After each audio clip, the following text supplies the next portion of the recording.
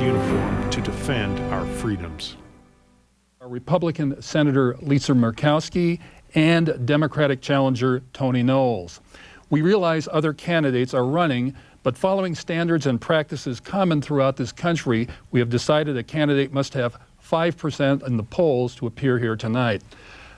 Senator Murkowski and Governor Knowles are appearing before a studio audience. We ask the audience, please enjoy the evening, but also please remain silent until after the show. Also here are three reporters who will question the candidates. They are Richard Maurer of the Anchorage Daily News, Elizabeth Arnold of National Public Radio, and Bill McAllister of KTOO in Juneau. A few words about the ground rules and what to expect tonight. We'll open with 20 minutes of questions from the reporters. The candidates will have a minute and a half to respond. And candidates, you can relax about one thing. We're not going to ask you what you're going to be wearing on Halloween. We have plenty of other things to scare us. Candidates, I know it's difficult to be perfectly craft a minute and a half answer, but try. You will hear a bell when your time is up. Please try and honor the bell. Please do not filibuster. During the session, this session, the candidates will have opportunities for rebuttals at my discretion. The rebuttals will be up to 30 seconds. After 20 minutes of questions, we will have a lightning round. Short questions with short answers, 15 to 20-second answers. I will be asking these questions. The second half of the evening will be like the first, with questions from the reporters. We have reserved times for the candidates to question one another before closing the evening with final remarks. These comments, questions should be no more than a minute. We will now open with our first question by Richard Maurer, the Anchorage Daily News. Thank you. This is for both candidates, but Senator Murkowski, if you could start off first. Opening the coastal plain of the Arctic National Wildlife Refuge for oil exploration is a central issue in both your campaigns, differing only in who would be best to accomplish the task. Could you please explain what your plan is and how it can succeed when nothing has for more than a generation? And in your rebuttals, please address what you think is wrong about the other person's plan. Well, I will tell you what the strategy is, but I will also take a little bit of exception with your question when you say that nothing has happened in a generation. In fact, the Republican Congress did pass ANWR in 1995, and it was President Clinton who vetoed ANWR in 1995. So we have had some success through the Congress. Now, the strategy for this next year in the 109th Congress is as follows. We need to pick up 2 more pro-ANWR supporters on the Republican side. Now, Tony will say that he can bring over Democrats as well. The problem is with the numbers. The problem is there are 43 Democrats that oppose ANWR. There are 43 Republicans that support ANWR. The numbers are just more in our favor. We have 3 pickups in the South, where we have currently anti-ANWR incumbents who are leaving. We feel very strongly that we get those 3 seats, but the key is to make sure that we've got a president that will sign ANWR this time. This is why it is critical for us here in Alaska that we not have John Kerry as our next president, because I can tell you, if Kerry is in office, there will not be an effort to move forward ANWR through the Congress, knowing that Kerry would veto it. Richard, for 24 years, the one-party strategy Senator Murkowski has claimed is the road to success has been the road to failure. We failed because we haven't reached across party lines. We haven't discussed with America what our energy policy should be. The fact that ANWR has failed and also an energy policy has failed is symptoms of the fact that we haven't addressed the critical issues. It's been partisan, secret, and filled full of pork. I believe that we can make progress, great progress, in developing ANWR if it's part of an energy bill that reaches out to America, Alaska's oil and gas. But also, certainly we know we need conservation. Our cars should get better mileage. Secondly, renewable fuels is something we could give to the next generation if we adopt as a national mission. And these together would put together, working across party lines, a bill that any president would sign. And I know Senator Murkowski said President Kerry would never sign one. Well, I know many of her party have accused him of being a flip-flop. So that probably shouldn't be too hard according to that standard. But the fact is, he will be presented a bill that has broad American support, bipartisan support in Congress, and any president will sign it. That's where we could serve America better and serve Alaska better. Rebuttal? Well, you're speaking of an energy policy. You say that ANWR has been attached to something that has been part of PORC. When we tried to move ANWR through this past year and fell 2 votes shy, we were pushing it on a budget reconciliation that required just a simple majority. We're not going to be able to get to 60, at least in the near term, on ANWR. And that's why you've got to have a Republican majority that's willing to put it on the budget reconciliation package so we can make it happen. We cannot get to 60. Governor Knowles? There are 8 Republicans that don't support it. There are far more Democrats that don't support it. But that doesn't mean that we just need one party. We need to get America behind a bill that has conservation, has renewable fuels, has ANWR, the responsible development, protecting the caribou herd, protecting the waterfowl and subsistence users, guaranteeing that, and gas, and we're going to have an energy bill that America will be proud of. Thank you, Governor Knowles and Senator Murkowski. Our next question is from Elizabeth Arnold. This question's for both of you again. Let's switch gears a little bit. It would seem from the ads that we're all seeing, and many Alaskans think that the role of a U.S. Senator is just to deliver money and projects back home. Now, you know, many senators make their reputation on policy matters, not just appropriations. Senator McCain on campaign finance reform, Senator Lugar on foreign policy. What other issues or ambitions do you have as a U.S. Senator besides delivering the next big energy project? Governor Knowles. I believe that America has to go to work again. We're faced with an economy that is sluggish at best, lost a lot of jobs. We have people in the middle class that can't make ends meet. Higher fuel costs, higher food costs, higher tuition costs for college. They are struggling. They need to be put to work. We also have a mountain of national debt that is going to bury the dreams of the next generation. So we need a jobs bill, both private incentives for people to put their investment dollars to work, giving tax credits to companies to build in America and hire in America, not to outsource their jobs or send jobs overseas. Having a public works project for America that the federal government can put the roads and the airports and the docks and harbors that we need, in the schools that we need. And then making sure that we have a fair tax policy, a tax policy that gives credit to small businesses for health care. And that's how we can present an economy that works. And then to invest in that, we need a vision of education that is run by the states, that really makes children succeed, and fund fully from federal government the unfunded mandates, and to make sure that health care, which is so important to the quality of our lives, these are the things that widen our circle of opportunity. Senator Murkowski. Elizabeth, if I recall your question, it was specifically what policy or policies would I seek to be shaping in this next Congress. And one of the things that I have been working on in this Congress and want to carry forward into the 109th is what we can do to address the rising cost of health care, insurance, how we make it affordable to our families. When I'm out talking to small businesses, when I'm talking, it doesn't make any difference if I'm in Ketchikan or Kotzebue, people are concerned about what they are paying for their health care costs, and they can't afford the health care insurance. We've got a crisis in this state. We've got a crisis in this country. Here in Alaska, 1 out of 3 Alaskans are not insured. And it's not the poorest of the poor that are not insured. 80% of those who are not insured are working. They have jobs. So how do we make it affordable for them? I've got legislation that I have drafted that has been introduced that provides for refundable tax credits so that the individual, if they do not have health insurance, they can afford to at least help offset the costs. If their employer offers it but they can't afford the premiums, there's an offset or a credit to them. It encourages small businesses and just the employers to offer health care insurance through a health savings account. It encourages Thank you, Senator pooling. Murkowski. Our next question is from Bill McAllister of Juneau. I have two consecutive questions, one to Governor Knowles and then one to Senator Murkowski, and they are related.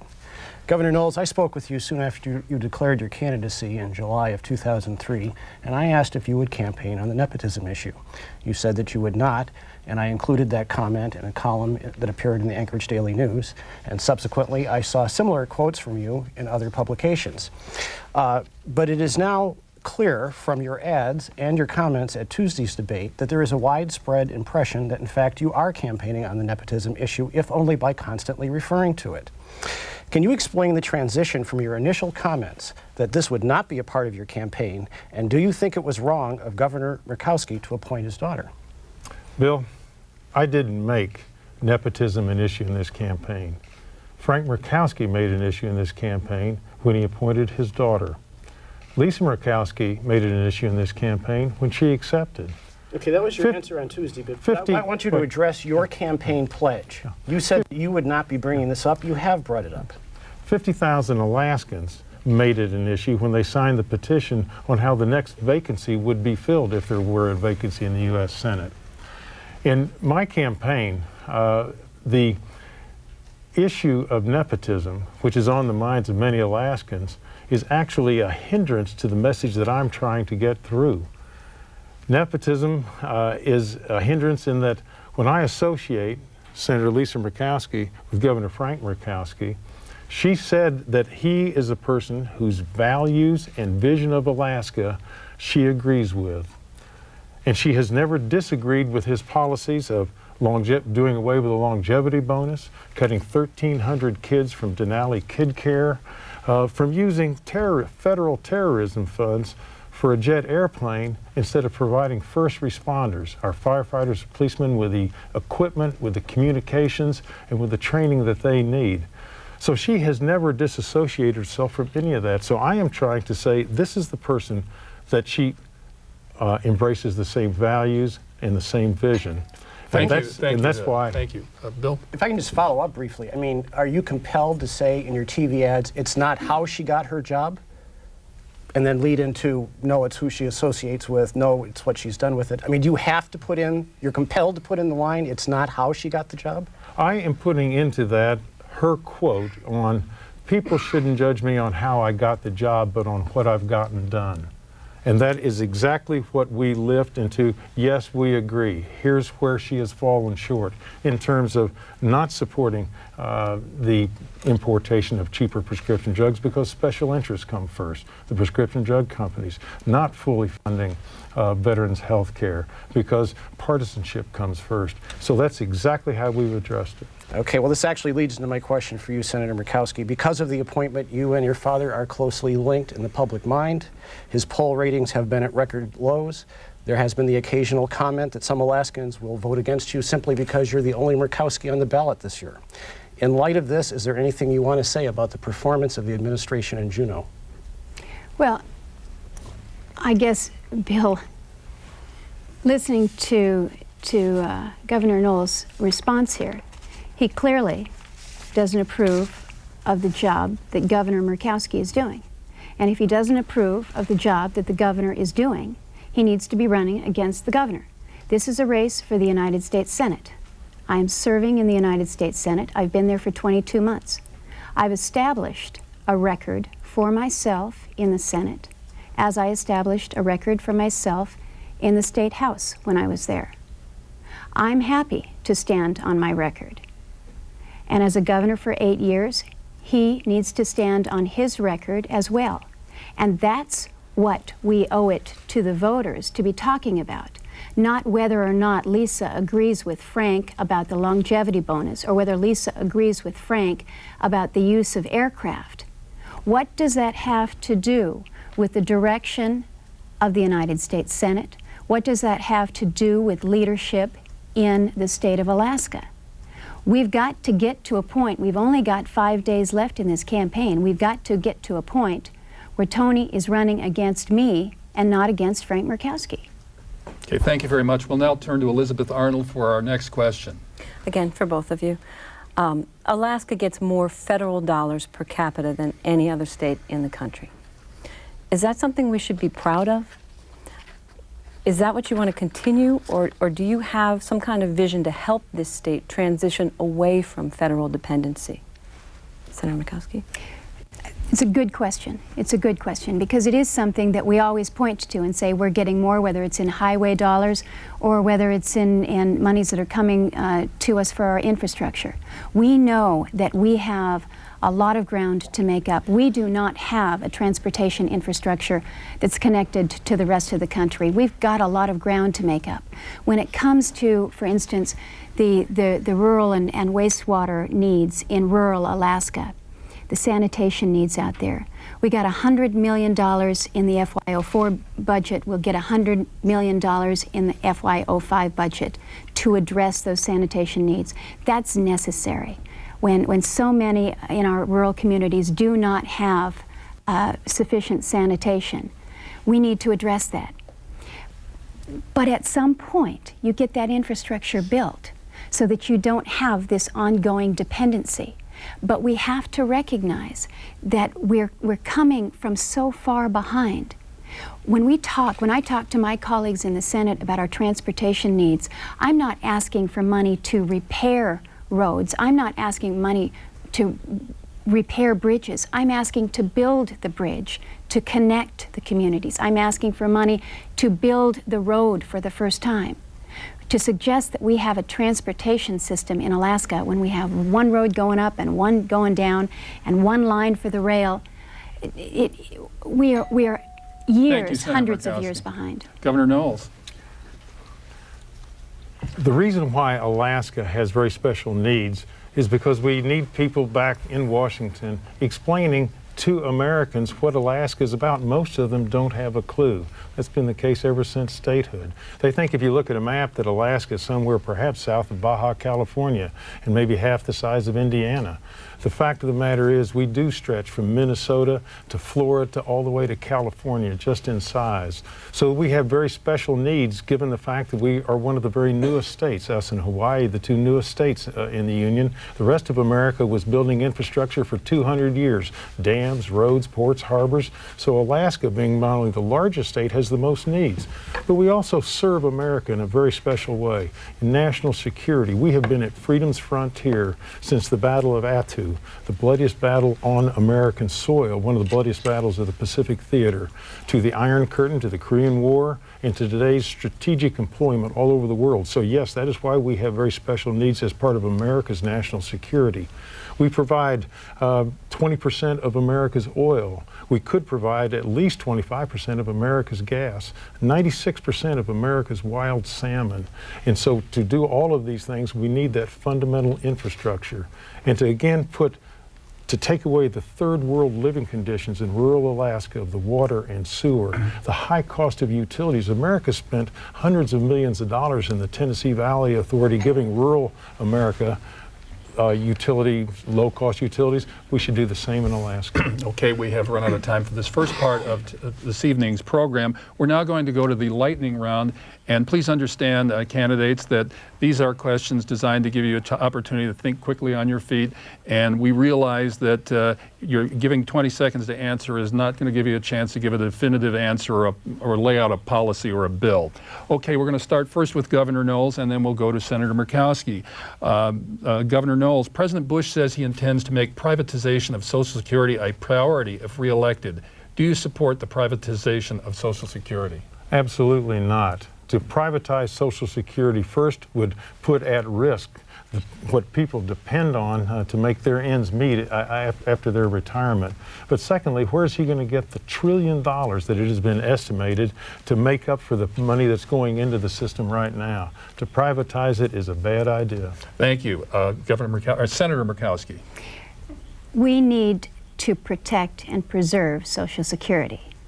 But we need to recognize by the year 2018, the number of those paying in does not equal the number of those that are drawing out. We have got to be working on answers now. What President Bush has proposed is something that should be considered.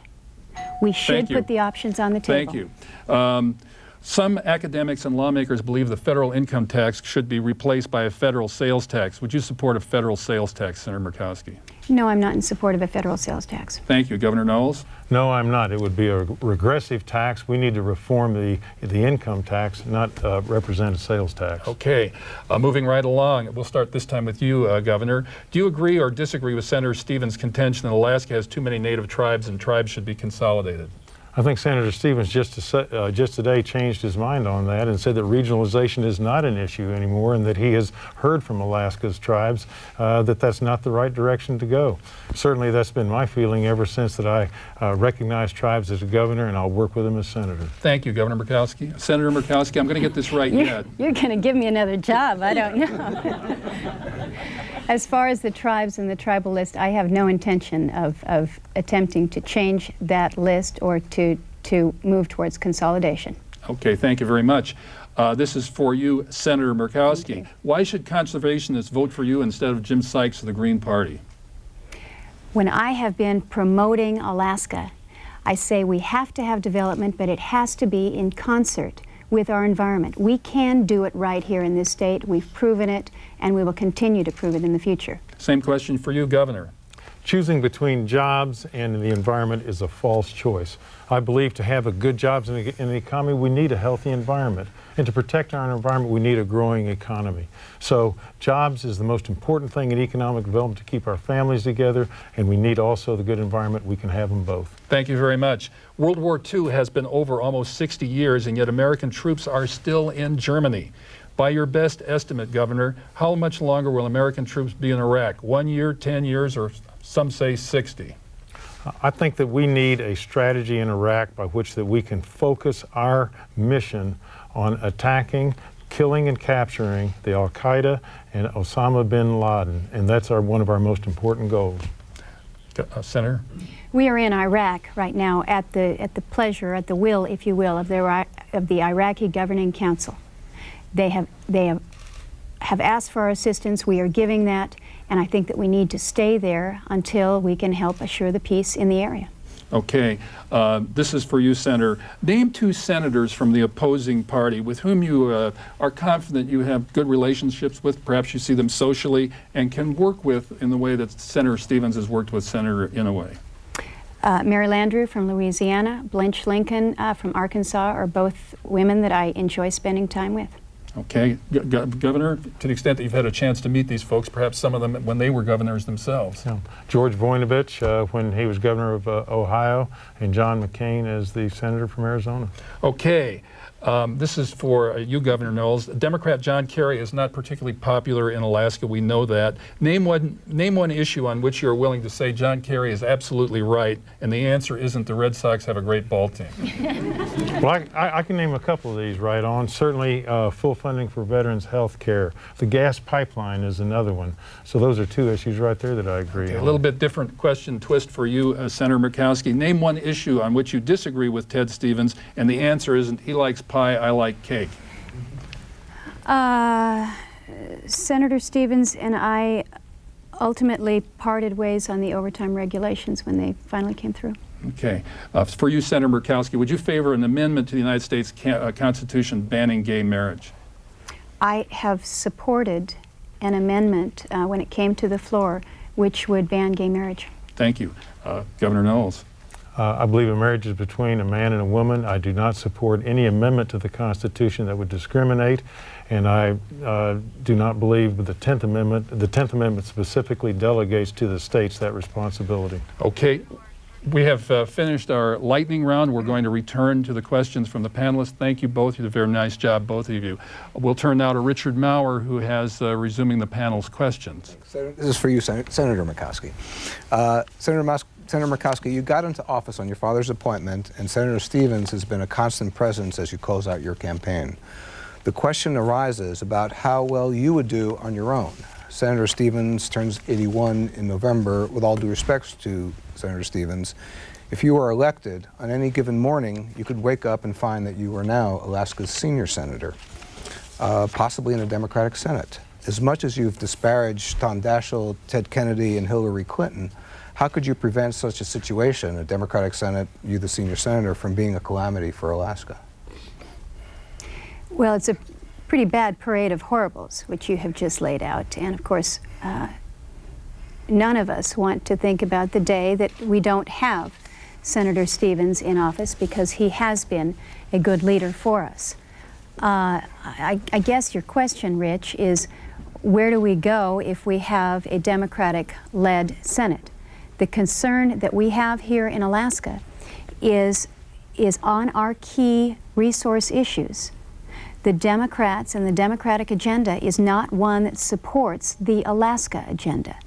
Not on the issue of ANWR, not on the issue of restoring any kind of viability to our weakened timber industry, not as it relates to strengthening our mining industry, not as it relates to our fisheries, where they're looking to add additional layers of bureaucracy. Right, but this is not in your control. Okay. Senator Stevens' health is not in your control, nor is whether the rest of the country elects Democrats is not in your control either. How would you relate to that situation where you were cast as the senior senator in this role? Well, okay. Maybe I misunderstood your question. In my capacity now as Alaska's junior senator, I have moved very quickly, demonstrating that I am willing to do the hard work. In my class of freshmen, if you will, I have been asked to lead that class. I'm a deputy whip. I'm working with leadership. Now, your question is, what would I do if the tables were turned and the Democrats were in control? I would work just as hard, if not harder, to do the things that need to be done for the state of Alaska. And it is... Thank you very much, Senator Murkowski. Okay. Governor Knowles. That question was for Senator Murkowski. Do you have a rebuttal? Okay, do you have a rebuttal or a comment? Well, in terms of working across party lines, when I first started out in politics as mayor, it was nonpartisan. There were no party lines, and you worked on the issues. Then as governor, certainly in all my 8 years as governor, it was an overwhelmingly Republican legislature, and yet we were able to work out many important issues that were good for Alaska. So I know how to work within party lines and also across party lines. When my own party did something wrong, and as governor nationally, I sued Bill Clinton on 5, 6, a half dozen different occasions when it came in against Alaska jobs. Yet I worked with him with Denali Kid Care and the opening of the NPRA.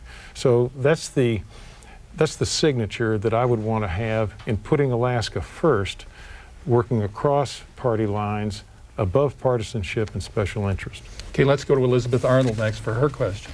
Well, it's not my question. It's a question from the audience that we thought was terrific, and I would say tough. It's from Brian Duffy, and he asks, and this is for both of you, one of the many responsibilities of a senator is to educate the electorate about important issues. Can you identify an important issue where you will work to change how Alaskans think? Now, I don't know who goes first here. Well, we'll start with Senator Murkowski then. Change how Alaskans think. Can I use ANWR as an example of an issue where we in Alaska, the delegation, need to change how others think about this? Brian's question. I'm gonna toy with Brian's question, if I may. In an effort to get ANWR opened, I have spent incredible time sitting down with senators trying to get them to understand. And I have had them tell me, Lisa, I do understand, but my constituents don't. You need to help us educate our constituents in these states. We, as Alaskans, whether we're Alaskan senators or whether we're Alaskan journalists, need to do what we can to educate others outside the state of an issue that is important to us, that they don't really understand. And when you think about it, you know, a refuge in Alaska that people in Oregon and Ohio and Vermont know about, it's pretty incredible. We have not done our job in educating the rest of the country about an issue that's so very important to us. And that's why whether it's myself or whether it's Tony talking about what we're going to do to get those votes across, it's more than just getting the individual, because what's happening is in each state where you've got a Senate election up this year, the electorate are asking the people running, what's your position on ANWR? And they're making them commit to it today. So we've got to work with the people. Thank you very much, Senator Murkowski. Governor Knowles.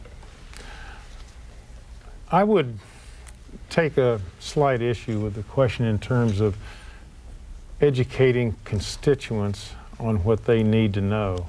I think there's certainly more education that we all need on issues that are facing America as we try and reach a solution to it. But whether it's jobs and health care or education itself, those are things that we need to try and advance all the issues. On a specific issue of energy bill, which again I think that we can turn to, I don't need to tell the people in Mnemonic how critical it is that we need to have a lower cost of fuel, where gasoline costs $3.89 a gallon out there. Diesel is about $3 a gallon. Everything's going through the roof. The rest of Alaska kind of thinks, well, maybe it's good to have those high oil prices. We need to ensure that we can have low-cost utility, low-cost transportation in rural Alaska, where it'll never succeed. We need to make an important gesture to an important plan to have renewable fuels is also part of a policy. But Alaskans also realize that. The wind energy up in northwest Alaska, the opportunity that we can have to help change not only a business environment, but also the environment itself. So these are issues that, as we develop our oil and gas, that if we put it within that context, I think that we can move ahead far. Thank you very much. Our next question will come from Bill McAllister. And Bill, would you tell us who it's for first? Okay, we'll start with Senator Murkowski. You've worked together before. Governor, in 2002, in your State of the State address, you proposed an income tax. You proposed an increase in the alcohol tax. You sponsored the alcohol tax bill that you signed. You voted for an income tax. Somewhere along there, you must have been talking to each other. I'd like you to reflect on that experience, what you learned from it, and how your impressions today of each other may be different. Senator Murkowski. Well, as you point out, I was a sponsor of an increase to the alcohol tax, something that hadn't happened in 17 years. And as we look at just the devastation to this state that alcohol causes, particularly out in our rural communities, we were receiving about $17 million worth of revenue from the alcohol tax, and yet our costs were anywhere between $250 to $500 million. If I could just focus you a little bit, I understand that. Okay. But if you could talk about working with Governor Knowles at that time on that issue or any other issue. Well, and as I recall our conversations in Juneau, we were both, I think the governor recognized full well the problems associated and was willing to encourage me with the move forward with that increase. Sometimes not a popular thing for a Republican to move forward with, but it was an issue that needed to be addressed, an issue that in an effort to make a difference for Alaskans, I think that we were united on. Governor? I think issues should bring people together. And that's why I think the partisanship of Washington is unfortunate and should never trump the public interest. When we worked together in the Fiscal Policy Caucus, it was a bipartisan group. I can remember inviting them over to the governor's mansion, and we strategized at night on ways that we could help bring other legislators in it and how we would communicate with the public. Of course, that was back when oil was, what, $11 a barrel. So those were hard times. But people did come together, and that's the kind of working across party lines that I feel is part of my background and an essential part of success for Alaska and America in Washington, D.C. Okay, thank you both for answering that question. Our next question will be Elizabeth Arnold, and remind us who's going to go first. I don't know who's going to go first. You pick. I can't do that. This is a question for both of you again. Shishmaref, as you both know firsthand, I think, is slipping into the ocean. And there are both signs of scientific and anecdotal evidence all over the Arctic of global warming. Do you think global warming is in part our fault, in part man-made? And what do you do as a senator, if anything, about it? When I went out to Shishmaref this summer, actually I was going out there to thank them for helping me in 1994. It's a great community and they really came through. But also I knew that Shishmaref is on a relocation schedule, which is really traumatic to their lives. And literally the waves are lapping at the door front. And looking at the situation, there's clearly, and they are more aware than anyone. As a matter of fact, one of them said, we are ground zero of global climate change. What are you going to do as senator to make sure that America understands that not only do we need help, but we need to take responsibility in making a change in that? And I think it's a powerful message to take back to Washington, D.C., to say, my constituents in an Inupiaq Eskimo village on the Bering Sea who are at ground zero, and it's just a matter of time before other communities have to face many same issues about dramatic change, not just in erosion, but also their food supplies because the ice pack is now 40 miles back. This is an important issue that we need to take back to Washington, and in explaining our constituents, I think can make a better decision for America's policies. Governor? Senator? You're going to get me there yet, I tell you, Michael. In fact, we did have hearings this summer on the erosion issue, not only for the coastal communities, but those of our communities that are on rivers.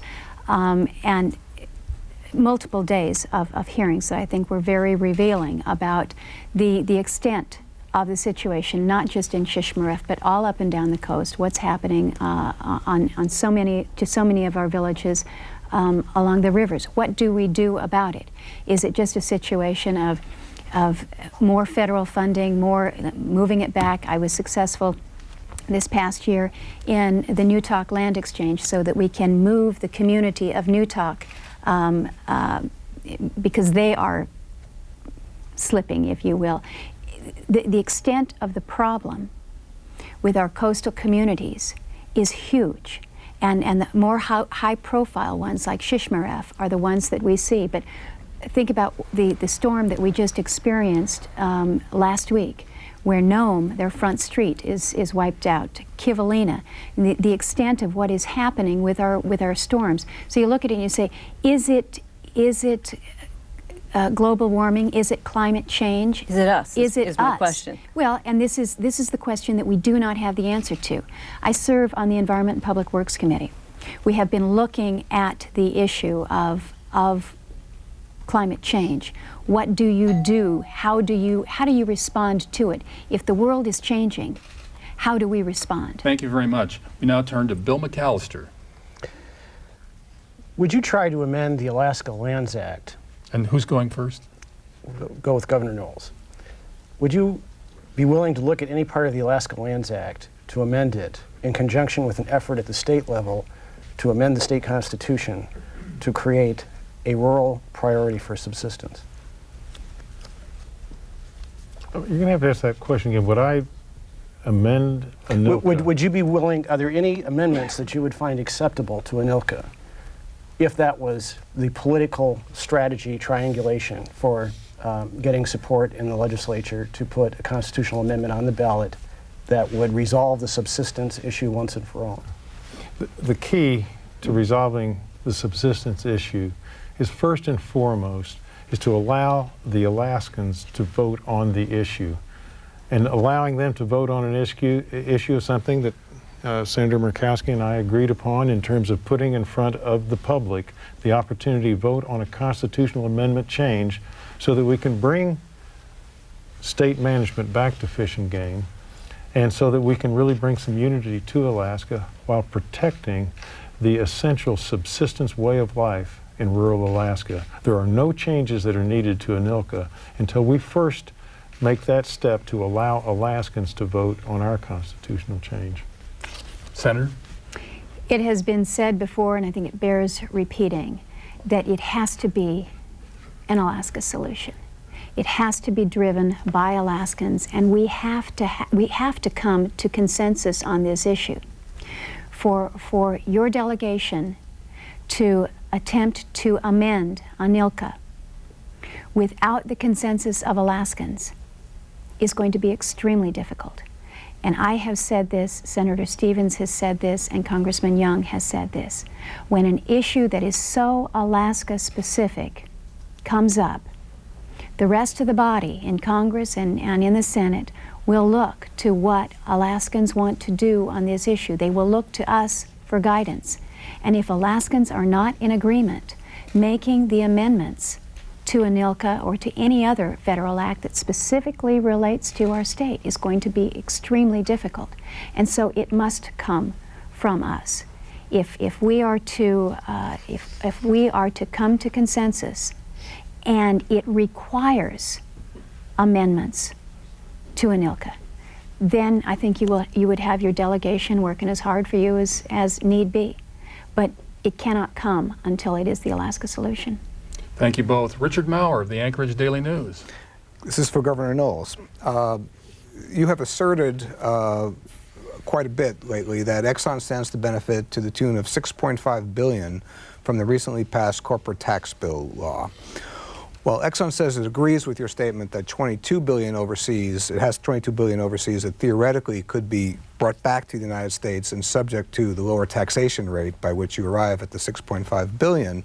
Exxon says that money has been overseas, some of it for a century, and is invested in oil fields and refineries. It says, the company says it has no intention of claiming this benefit, yet you continue to say it does. Why? Well, Exxon can say whatever it wants. All I know is that they sent their army of lobbyists to promote this bill during the 3 years that it grew from $10 billion to $143 billion. Standard & Poor's, highly respected financial organization, said the $22 billion, and all you have to do is do the math. And as a matter of fact, under the Quality School Initiative, by that 8th grade math test, you could do it. Take the 30% to the 35% to the 5%, do the math, and you have $6.5 billion. I don't think Germans could pass that is a giveaway with no strings attached. And that's why I challenged Senator Murkowski to how could you let that go through where, as John McCain said, this was the worst example of the influence of special interests that he had ever seen. And how could you let that go through in a 15-minute vote when Alaskans, 20,000 Alaska families have been waiting for 15 years for justice? That to me is falling asleep at the switch and putting Exxon's interests over Alaska families. Senator? I can't believe that we're still here with this. The number was calculated by your campaign. It's not a number that is based in reality. The Joint Tax Committee has said that the absolute maximum that will be available to all overseas companies, should they take advantage of this tax benefit, is $3.2 billion. So 6.5 is twice as much as would be available to any other company out there. The number is not based in reality. Exxon has said that they would receive zero benefit from it. Now, I'm not about to go and be Exxon's defender. We in Alaska have been waiting long enough to have our fishermen receive the compensation. But the fact of the matter is this was legislation that provided jobs for Alaskans, jobs for Americans, brought jobs back from overseas, closed the tax loopholes, provides for a whaling tax credit, provides for income averaging for our fishermen, provides for communities that have local sales tax to be able to deduct that from their federal taxes. It has contained in it so much in terms of job creation for this country and bringing back the jobs from overseas.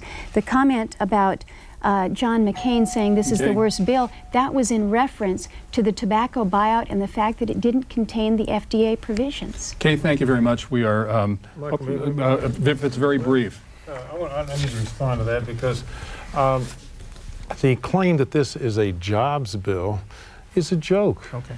It is just a That's what tax. we called it in the Senate. That was the name They call it of the bill. Patriot Act, too. They called it the Jobs Bill. They call it the No Child Left Behind Act, too. Sometimes the title is just the opposite of what it is. And in this case, the Jobs Bill, you voted specifically against an amendment that was given up by Senator Breaux that did attach the tax giveaways or And tax. that excuse me, amendment was if I an could just- amendment that was defeated amendment, by the Senator, Democrats. And Barbara Boxer said it was a poison I've pill. never known that Barbara Boxer was your lead on She's these not usually my lead. on these issues. Okay. But the fact of the matter, and I was interrupted, so if I can complete it, the fact of the matter is that this jobs bill, when a so-called jobs bill, when the tax giveaway was attempted to be amended by Senator Breaux, you voted against that amendment. And it wasn't just for jobs, it had to do with employee pension funds. They could take their choice, workforce development. So this is a tax giveaway, and as was established that Exxon's the primary recipient by Yes, Wall Senator Murkowski, briefly, if it's possible. by the Wall Street Journal, by the New York Times, Thank you, every Governor. major media. Thank you, Governor. The fact of the matter is, Tony, this bill creates jobs for Alaskans. And if you're going to say you put Alaskans first, then you should have supported this bill because it's going to give us the gas line.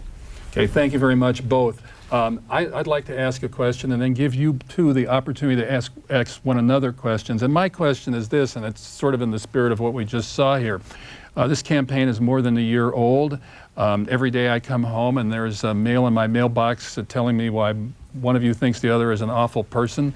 At this stage of the campaign, isn't there one good thing you can say about Governor Knowles, and for yourself the same question? Senator. Yes. Senator. And I don't have mail in your mailbox saying that he's an awful person, I can tell you that.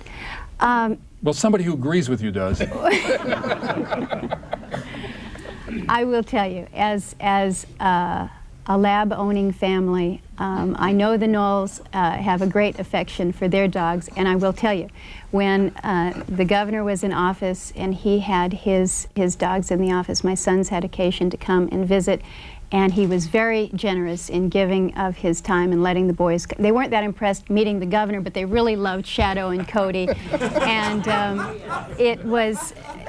But I have to tell you something. I spent part of the day thinking there's got to be some way we can get dogs in this show. Every dog has his day. Yeah, That's every right. dog has its day. Go ahead. Well, and Senator Murkowski is a good person with a great family. thank you. Okay.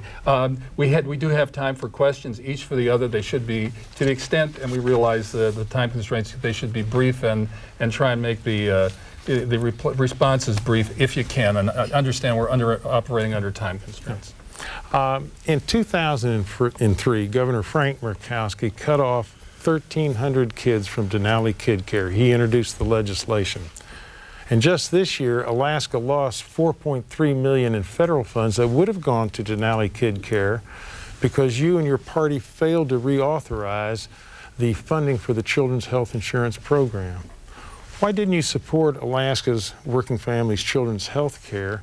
And do you agree that the state should cut back on it also? Here's the deal with the S-chip, and we were able to get into it a little bit on Tuesday night. The funding for the children through S-chip, Alaska has always utilized the allocated monies coming to the state. Other states are not able to do that, and so there are unallocated monies that are left on the table. They take those unallocated monies and they are able to pull them together and disperse them. In this year, Alaska had used up all of its unallocated. We could not have received any more funding under S-chip for Denali Kid Care than we had already used. We will be eligible next year and the year following with the funds that are these carryover funds. But for this year, Alaska could not have received any more. And so for you to suggest that somehow or other Alaskans' children were left out in the cold because they didn't receive their money is simply not the fact. We received everything that we were able to receive under the law this year. Okay, Senator Murkowski, it's your turn to ask the governor a question.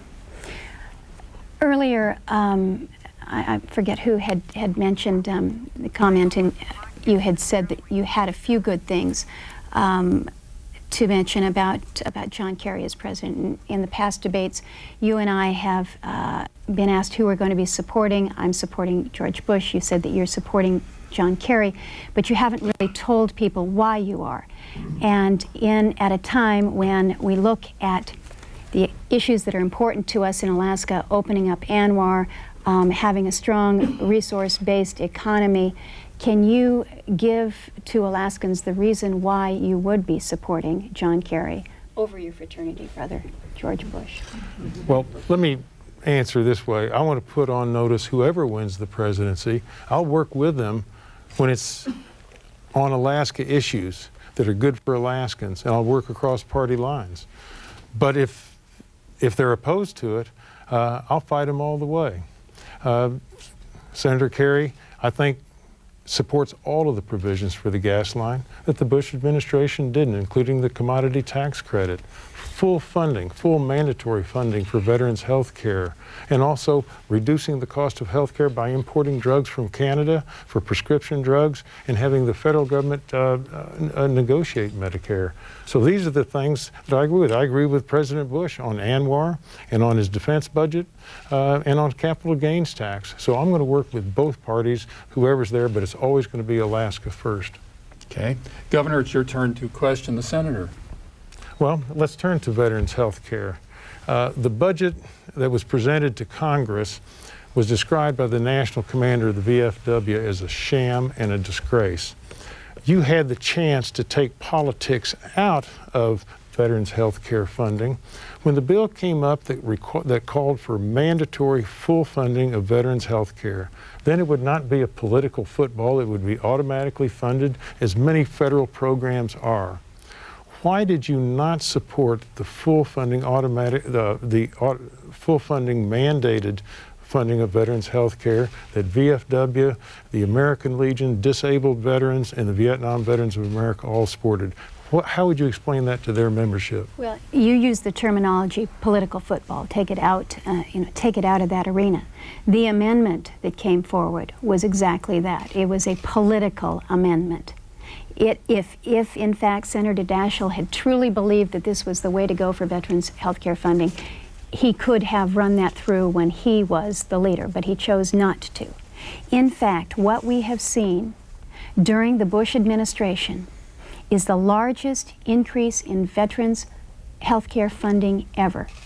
This year alone, over the last year, is the largest single-year increase that we have seen. And part of that increase is going to be because of the amendment that I placed in, a $1.2 billion increase to veterans' health care funding.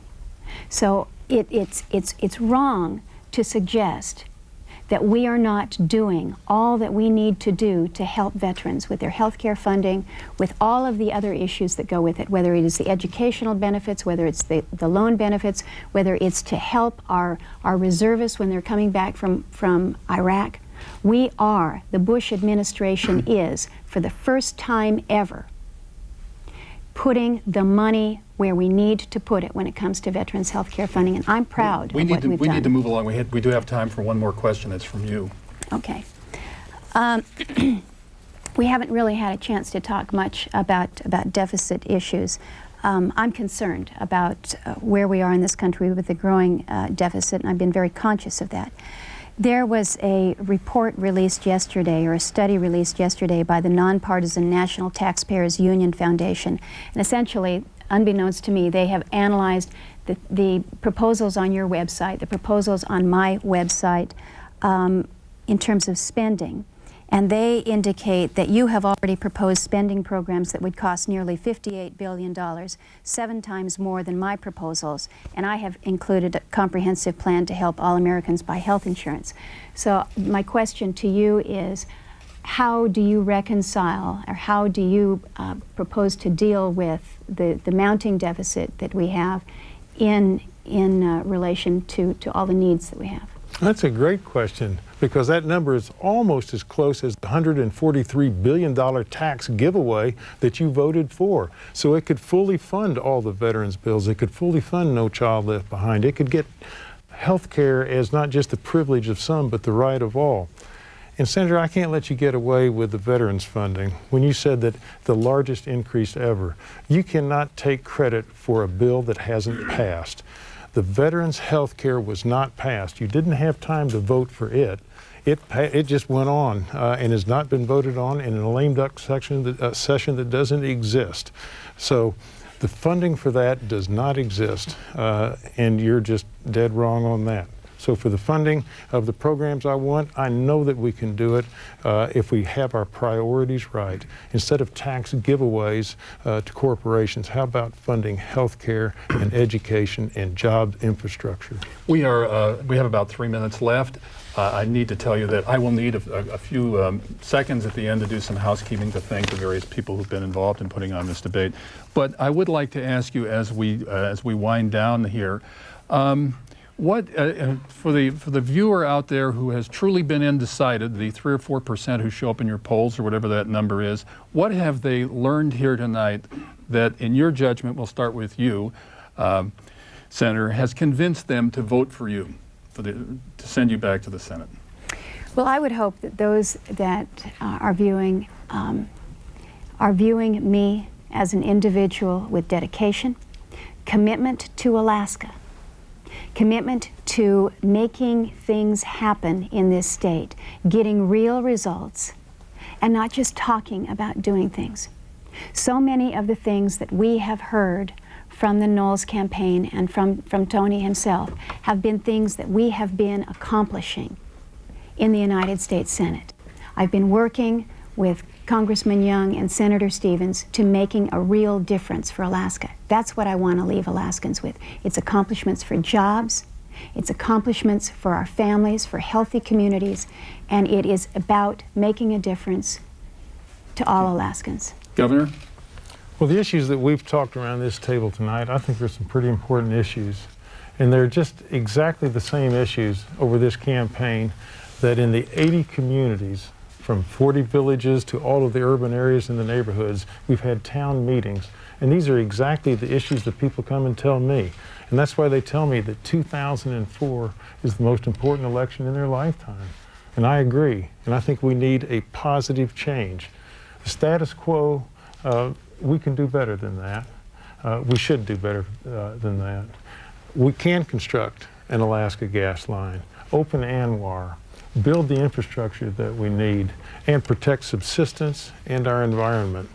We can expand health care, we can improve our education, and we can guarantee the health care that the veterans have earned. And I'm going to do that as a strong, independent senator, always putting Alaska first. I think that it's a privilege to serve, not to serve the privileged. Okay. We are running short on time. We don't have very much left at all. I would like to say in closing, I would like to thank both the candidates for their appearing and for their service to Alaska. Lisa Murkowski, Tony Knowles. One of you will be going to the Senate after Tuesday. The other will be returning to private life. But both of you have made Alaska a better place. Thank you. I would like to also thank our 3 journalists who have been here. I'd also like to thank the members of the audience who've sat here and been so patient and I hope enjoyed this evening. Finally, I would like to thank those who made this debate possible. The Anchorage Daily News, Alaska Public Radio, Alaska One, KAKM, and the League of Women Voters, and all the technicians and staffers behind the scenes. This evening would have been impossible without them. This show will appear on Gavel to Gavel numerous times. It's also, we understand, will be rebroadcast on C-SPAN. Tuesday is Election Day. Vote.